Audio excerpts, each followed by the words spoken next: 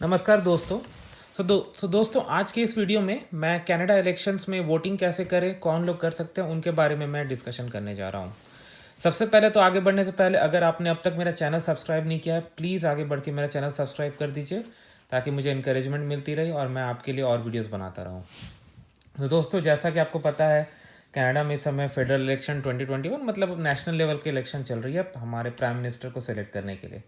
देखते हैं कौन होते हैं। मेरा ओपिनियन है, बट मैं वो इस वीडियो में आपके साथ शेयर नहीं करूँगा।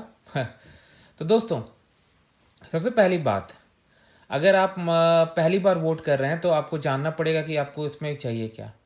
तो एज अ कैनेडियन सिटीजन जब आप वोटिंग करने जाते हैं तो वो दो चीज़ आपको चेक करते हैं कि आप जिस बूथ पर वोट करने जा रहे हैं वहाँ पर आप ऑथोराइज्ड है कि नहीं, और आपकी आइडेंटिटी एंड एड्रेस।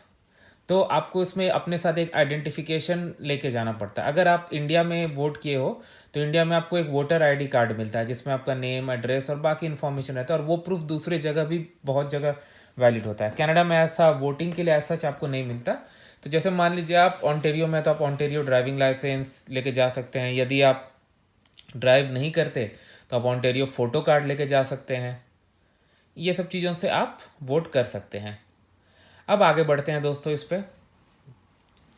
तो अगर आप इलेक्शंस कनाडा के साथ रजिस्टर्ड हैं तो आपको मेल पर वो आपके रजिस्टर्ड एड्रेस पर एक वोटर इन्फॉर्मेशन कार्ड आती है। फिजिकल लेटर होता है, ये लेटर बोले तो एक कार्ड होता है जिसको कि आपको अपने साथ लेके जाना होता है। अगर आप नए नए सिटीजन बने हैं या आपने रजिस्ट्रेशन नहीं कराई है तो आप ऑनलाइन रजिस्टर करवा सकते हैं, और आप इलेक्शन के दिन भी रजिस्टर करवा सकते हैं, आपको वो उसकी भी फैसिलिटी है। और वोटर रजिस्ट्रेशन के डेस्क मैंने पोलिंग बूथ पर भी देखे, मुझे ये नहीं पता आप वहाँ पे भी जाके करवा सकते हैं, कुछ वैसा ही होगा। तो दोस्तों, होता ये है कि आपका जो वोटर इन्फॉर्मेशन कार्ड आता है उस पर सारी इन्फॉर्मेशन रहती है कि किस दिन आप वोट कर सकते हैं। तो इस साल वोटिंग की डेट है 20 सितंबर, बट कनाडा में एक एडवांस वोटिंग भी होती है। अगर आप इलेक्शन डे को जाके वोट नहीं और पहले ही करना चाहते हैं तो उसकी भी ऑप्शन दी जाती है। और सबसे अच्छी बात ये वीकेंड में भी होता है। जैसे आज सैटरडे है और आज भी ये वोटिंग था, मैं जाके वोट करके आया, मुझे कोई प्रॉब्लम नहीं हुई।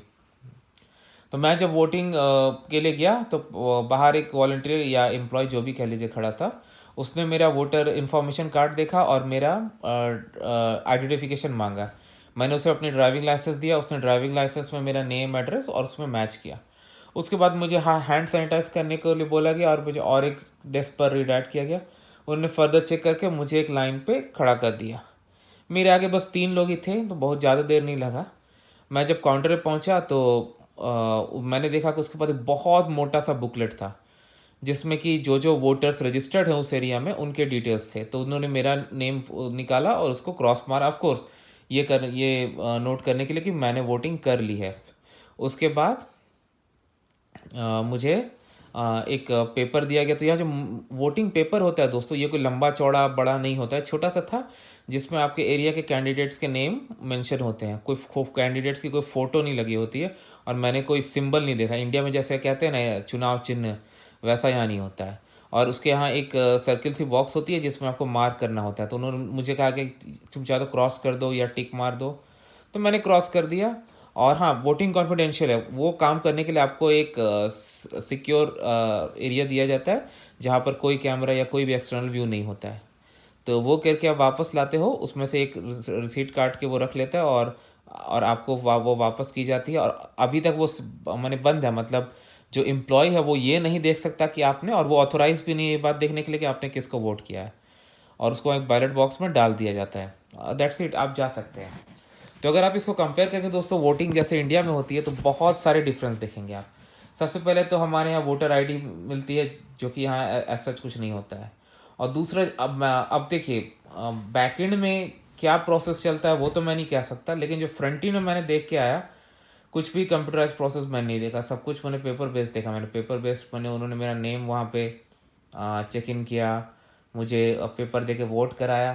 तो सब कुछ मतलब ऑन द स्पॉट पेपर पे ही मैंने देखा। तो इसी तरह से ये सब चीज़ें चलती हैं। तो ओवरऑल प्रोसेस बहुत स्मूथ था दोस्तों, और इन एंड आउट मैं 15 मिनट में डन था, मुझे कोई प्रॉब्लम नहीं हुई।